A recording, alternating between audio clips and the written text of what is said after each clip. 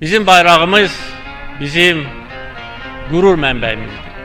Bizim bayrağımız bizim canımızdır, bizim yüreğimizdir. Bugün Azerbaycan'ın her bir yerinde Azerbaycan bayrağı dalgalanır.